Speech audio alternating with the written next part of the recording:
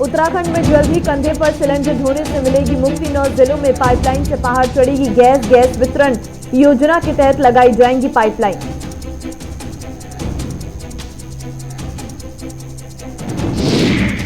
उत्तराखंड विधानसभा चुनाव को लेकर बीजेपी की तैयारी तेज। दिसंबर के पहले सप्ताह में देहरादून जा सकते हैं पीएम मोदी। 3 दिसंबर को पीएम जनसभा को करेंगे संबोधित।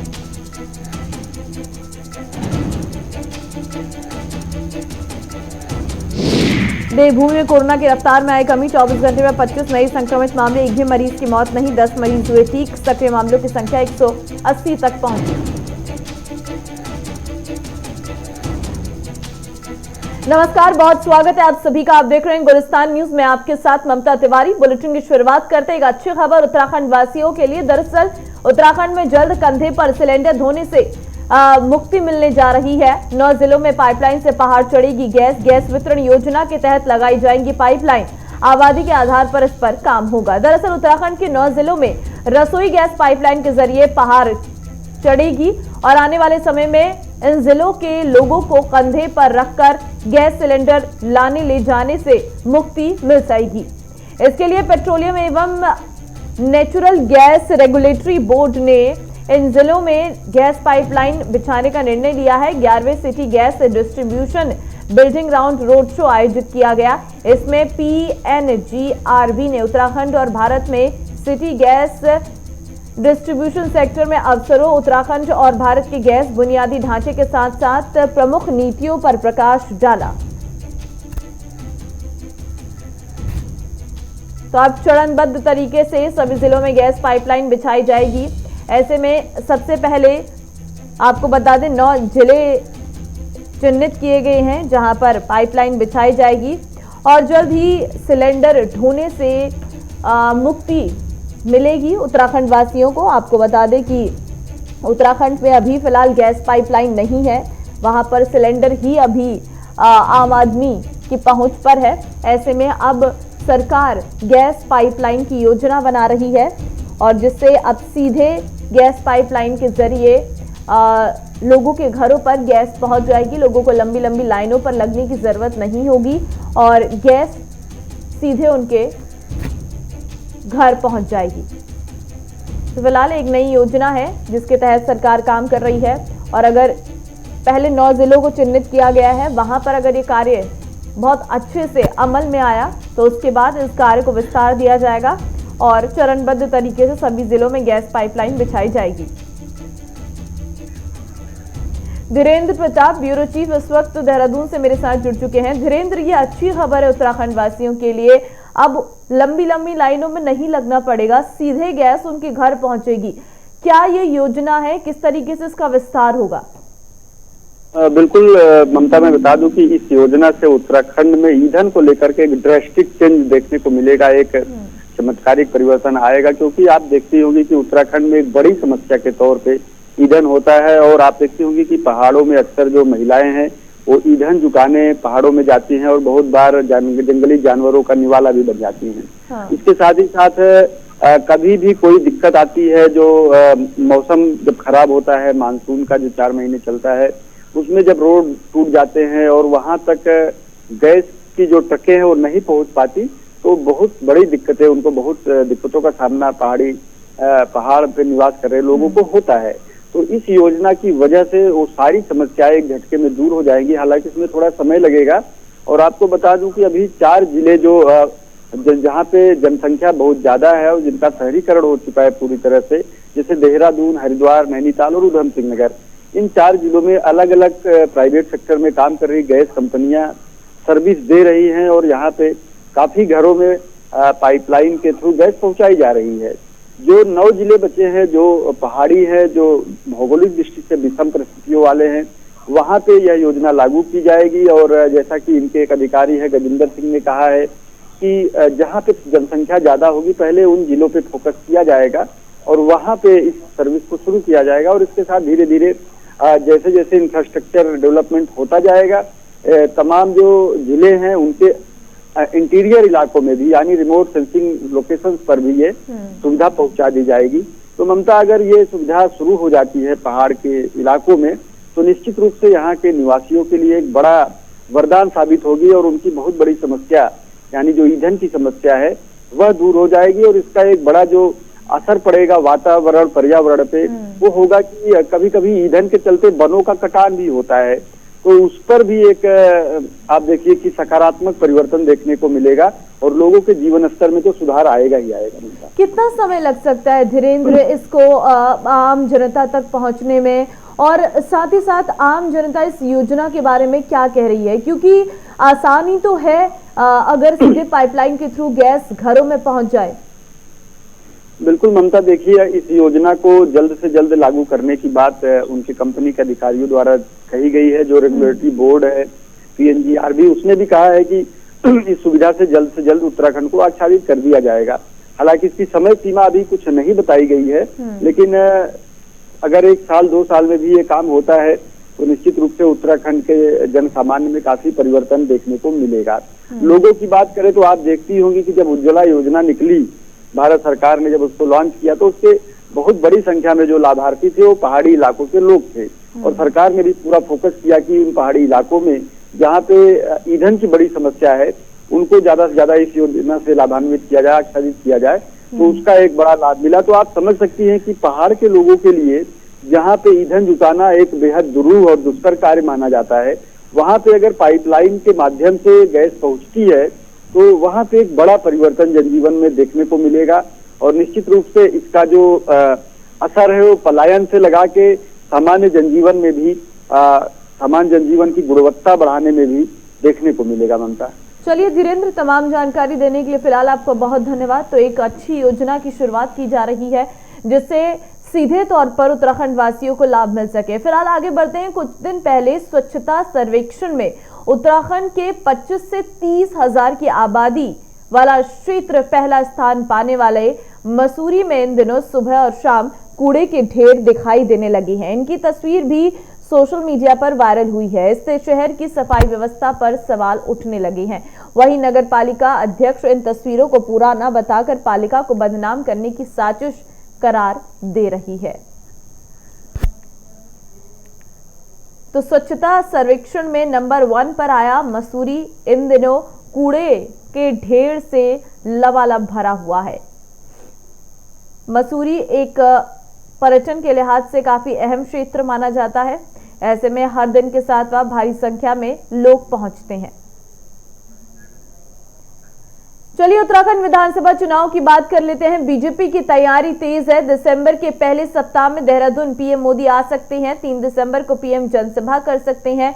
इस बार पीएम मोदी चुनावी सियासत गरमाने के लिए उत्तराखंड आएंगे। प्रदेश में बीजेपी ने 60 से अधिक सीटें जीतने का लक्ष्य बनाए। वहीं इन चुनावों में जान फूंकने के लिए पीएम मोदी दिसंबर के पहले सप्ताह में उत्तराखंड आ सकते हैं। पीएम का 3 दिसंबर को देहरादून में एक जनसभा का कार्यक्रम बताया जा रहा है। और बीते दिनों 1 महीने में प्रधानमंत्री 2 बार उत्तराखंड आ चुके हैं। 7 अक्टूबर को ऋषिकेश आए थे। 4 नवंबर को उन्होंने केदारनाथ की यात्रा की थी। 2022 में विधानसभा चुनाव, ऐसे में बीजेपी की रणनीति साफ तौर पर देखने को मिल रही है।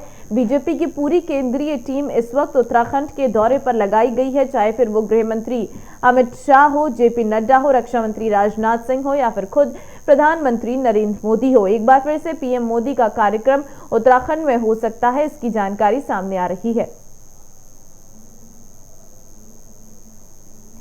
माना जा रहा है कि 3 दिसंबर को पीएम मोदी जनसभा को संबोधित कर सकते हैं और सियासी माहौल को गरमाने के लिए पीएम मोदी उत्तराखंड आ रही हैं, जहां पर पीएम मोदी जनसभा को संबोधित करेंगे, साथ ही वहां पर मौजूद लोगों से बातचीत करेंगे।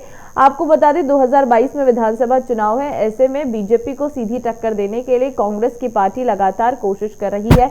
हरीश रावत लगातार बयानबाजियां कर रही हैं और कहीं ना कहीं हरीश रावत के साथ त्रिवेंद्र सिंह रावत की तस्वीरें आने के बाद सियासत ने और तेज होना शुरू कर दिया है। आपको बता दें इस वक्त उत्तराखंड की कमान पुष्कर सिंह धामी के हाथों है और पुष्कर सिंह धामी को कुछ समय पहले ही सीएम पद पर विराजमान किया गया। ऐसे में सीएम धामी तब से लेकर अब तक लगातार कोशिशें कर रही हैं। कई चुनौतियां भी हैं बीजेपी के सामने और कई रास्ते आसान भी बीजेपी के सामने हैं। चुनौतियों की अगर बात करें तो 5 साल में सरकार ने 2 चेहरों को हटाकर तीसरा मुख्यमंत्री का चेहरा दिया है। साथ ही साथ बीजेपी की कई ऐसी लंबित योजनाएं हैं, कई ऐसे वादे हैं जो पूरे नहीं किए गए हैं। विशाखा चौधरी संवाददाता इस वक्त मेरे साथ जुड़ चुकी हैं। विशाखा, पीएम मोदी उत्तराखंड आ सकती हैं ऐसा माना जा रहा है, फिलहाल क्या जानकारी? प्रधानमंत्री का पिछले 1 महीने में जिस तरह से 2 दौरे उत्तराखंड में रहे हैं, वो पूरे तरीके से कहीं ना कहीं वो राजनीति से दूर थे। लेकिन यह दौरा जो दिसंबर के पहले माह में उत्तराखंड में हो सकता है, यह पूरा जो सियासी माहौल है वो भारतीय जनता पार्टी की तरफ से तैयार कराने के लिए प्रधानमंत्री का यह दौरा रहने वाला है। एक बड़ी और भव्य जनसभा देहरादून में प्रधानमंत्री के द्वारा संबोधित की जा सकती है। इसकी तैयारी पूरे कार्यकर्ताओं के द्वारा भारतीय जनता पार्टी के और नेताओं के द्वारा की जा रही है और पूरी तरह से सियासी माहौल को गरमाने के लिए प्रधानमंत्री का यह दौरा होने वाला है। हालांकि अभी कहिए कि पूरे स्तर पर अभी इसकी जानकारी जो है वो दी नहीं गई है, लेकिन पार्टी के स्तर पर जो सूचना है वो प्रधानमंत्री कार्यालय से पार्टी को मिल चुकी है, जिसकी तैयारी पार्टी के कार्यकर्ताओं के द्वारा की जा रही है। देखिए, जिस तरह से प्रधानमंत्री का यह दौरा रहेगा और राजनीतिक दौरा इसको कहा जा सकता है, क्योंकि इससे पहले जितने भी दौरे प्रधानमंत्री के या केंद्रीय नेतृत्व के, चाहे वो राजनाथ सिंह के हों या अमित शाह के हों, उसमें कहीं भी कोई राजनीतिक जो दौरा है वो नहीं रहा। किसी ना किसी कहिए कि आप या तो चुनावी माहौल को देखते हुए जो चुनावी रणनीति तय की गई थी उसके तहत जो दौरे हैं वो रहे हैं। लेकिन यह प्रधानमंत्री का जो दौरा है वो एक बड़ी जनसभा को प्रधानमंत्री के द्वारा संबोधित किया जाएगा और चुनाव से ठीक पहले अपने फेवर में पूरा माहौल कराने की पूरी जो कोशिश है वो भारतीय जनता पार्टी के द्वारा इस दौरे के बाद की जाएगी। बिल्कुल विशाखा, अगर बात करें बीजेपी की रणनीतियों की तो क्या जमीनी स्तर पर नजर आ रहा है? क्योंकि अगर हम देखें तो जनता के साथ सीधे जुड़ाव के लिए केंद्रीय टीम को बुलाया गया है बीजेपी ने। जी बिल्कुल ममता, देखिए जो दिग्गज नेता है भारतीय जनता पार्टी के केंद्रीय नेतृत्व है वो पिछले 2 महीनों से लगातार उत्तराखंड में सक्रिय है। आप देखिए किस तरह से अलग अलग मुद्दों पर अलग अलग दौरे जो है वो केंद्रीय नेतृत्व के रहे हैं। सैनिकों को लेकर रक्षा मंत्री के दौरे रहे हैं, फिलहाल पिथौरागढ़ में भी जेपी नड्डा का जो दौरा है वो रहा है और जिस तरीके से प्रधानमंत्री का दौरा, तो जाहिर तौर पर केंद्रीय नेतृत्व का पूरा जो उपयोग है आप कहिए कि कर रही है भारतीय जनता पार्टी और यह दिखाना चाहती है फिलहाल प्रदेश की जनता को कि राष्ट्र स्तर पर भी जो केंद्र नेतृत्व है। हाँ बिल्कुल विशाखा, चलिए देखना होगा कितना असर पड़ेगा इसका। तमाम जानकारी देने के लिए फिलहाल आपका बहुत धन्यवाद। आगे बढ़ते हैं। IMA POP 2021 का जल्द आयोजन होगा। इस साल 387 जेंटलमैन कैंडिडेट्स होंगे पास आउट। राष्ट्रपति रामनाथ कोविंद होंगे रिविंग अफसर। IMA प्रशासन POP की तैयारियों में जुटा है। तो इंडियन मिलिट्री एकेडमी में 11 दिसंबर को पासिंग आउट परेड का आयोजन किया जाएगा। परेड में बतौर रिव्यूइंग अफसर राष्ट्रपति रामनाथ कोविंद परेड की सलामी लेंगे। इस बार 319 भारतीय और 68 विदेशी, कुल 387 जेंटलमैन कैंडिडेट परेड में कदमताल करेंगे। IMA प्रशासन POP की तैयारी में जुटा है। राष्ट्रपति के आगमन को लेकर सुरक्षा व्यवस्था पर विशेष ध्यान दिया जा रहा।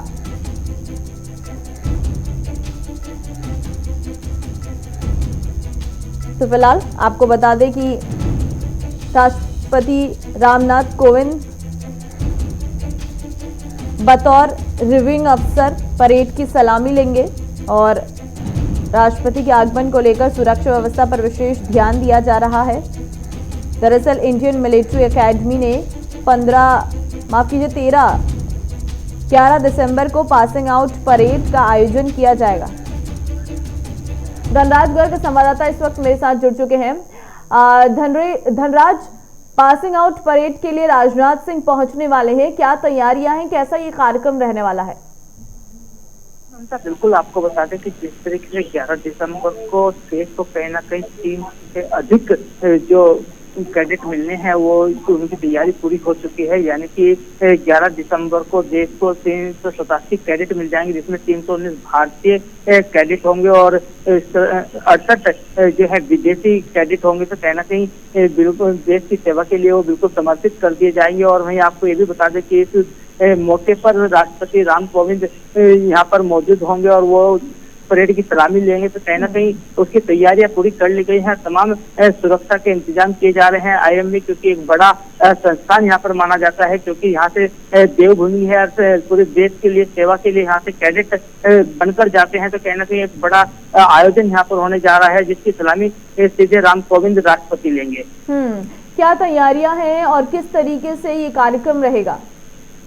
जी ममता, बिल्कुल जिस तरीके से देखा जाए कि 11 दिसंबर को सुबह 5 बजे से ही ये कार्यक्रम शुरू हो जाएगा, यानी कि इसकी तैयारी अभी से ही शुरू कर ली गई है। जिस तरीके से देखा जा रहा है कि तमाम कैडेट्स जो है अभी से ही अभ्यास रत हैं और तमाम अभ्यास कर रहे हैं। और कहीं ना कहीं 11 दिसंबर को जब वो अभ्यास कर पास आउट होंगे तो कहीं ना कहीं देश को एक सेवा करने के लिए मौका उनको मिलेगा कि वो देश की सेवा करेंगे। और एक सुनहरा पल उस समय होता है जब कैडेट पास आउट होते हैं और सलामी देते हैं, तो कहीं ना कहीं एक सुनहरा अवसर देखने को मिलता है। लेकिन कहीं ना कहीं जिस तरीके से देश को इस सेवक के रूप में कैडेट मिलते हैं, तो इससे हमारे देश का मान और सम्मान भी बढ़ता है। तो कहीं ना कहीं जिस तरीके से देवभूमि उत्तराखंड कहलाई जाती है, तो कहीं ना कहीं इसको देखते हुए लगातार यहाँ से जो कैडेट जाते रहते हैं, क्योंकि पिछली बार भी जब कैडेट पास आउट हुए तो बड़ा ही सुनहरा अवसर वहाँ पर देखने को मिला था।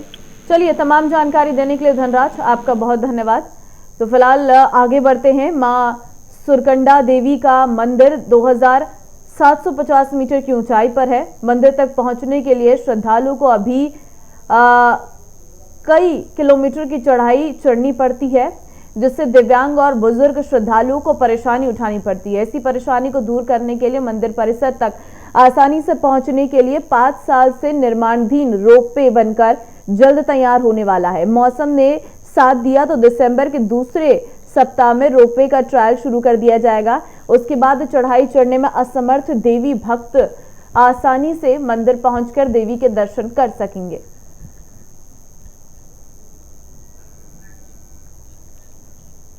चलिए फिलहाल आगे बढ़ते हैं। अब जानकारी आपको देते हैं। पहाड़ों की रानी मसूरी में 700 करोड़ रुपए की लागत से बनने वाले करीब 4.5 किलोमीटर लंबे टनल के निर्माण कार्य का शिलान्यास दिसंबर के पहले हफ्ता में हो सकता है। इस संबंध में प्रदेश के सैनिक कल्याण और उद्योग मंत्री गणेश जोशी ने नई दिल्ली में केंद्रीय सड़क और परिवहन मंत्री नितिन गडकरी से मुलाकात कर उनसे अनुरोध किया। इस पर गडकरी ने उन्हें आश्वस्त किया है।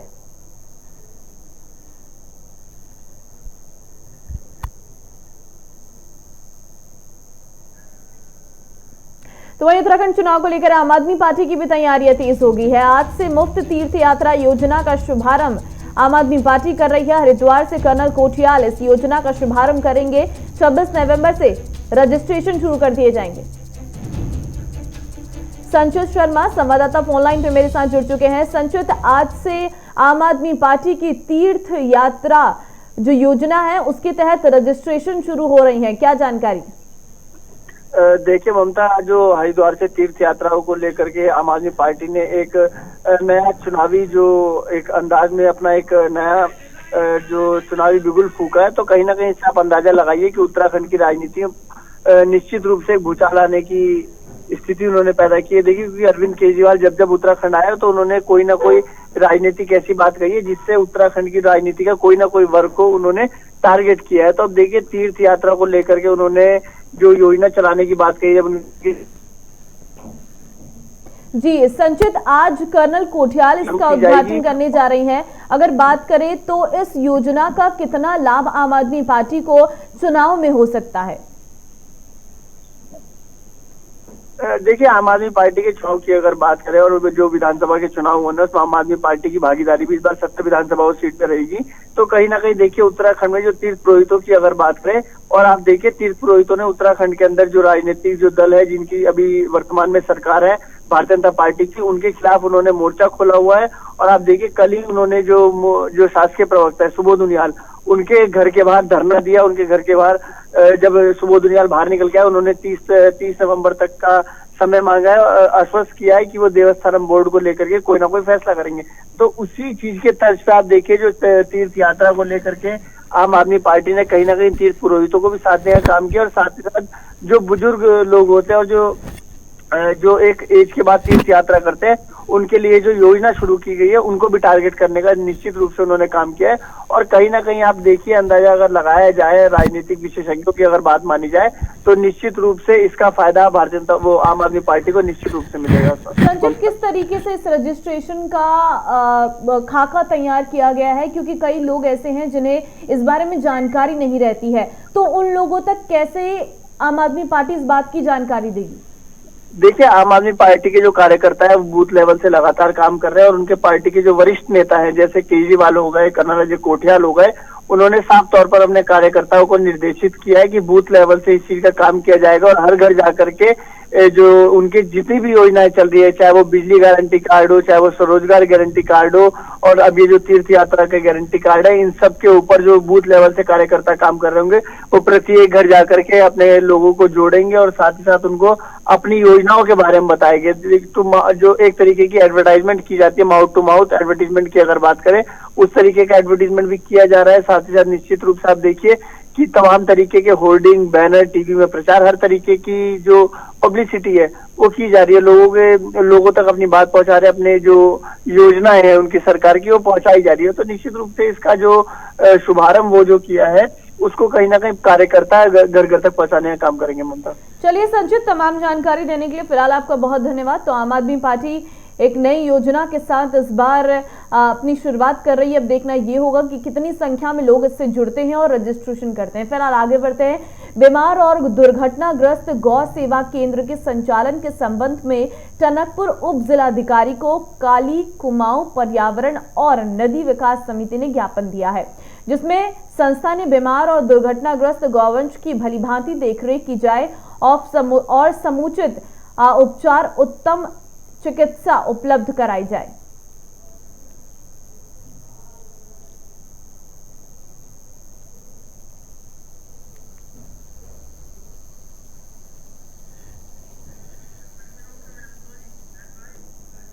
चलिए फिलहाल खबरों में बस इतना ही, बने रहिए हमारे साथ। नमस्कार।